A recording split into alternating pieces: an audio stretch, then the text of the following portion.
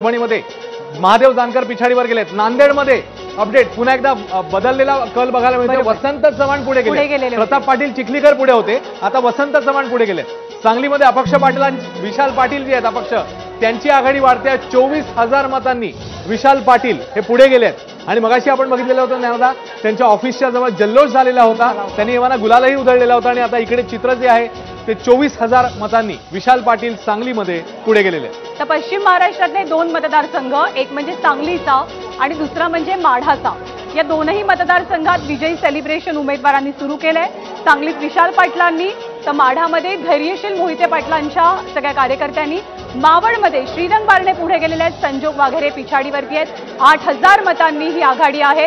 उत्तर प्रदेशात इंडिया आणि एनडीए या दोघांची प्रचंड रस्सीखेच पाहायला मिळते। दोघेही जण 40-40 जागांवरती आघाडीवर आहेत। खरं तर उत्तर प्रदेशाचे आकडे असे असतील याची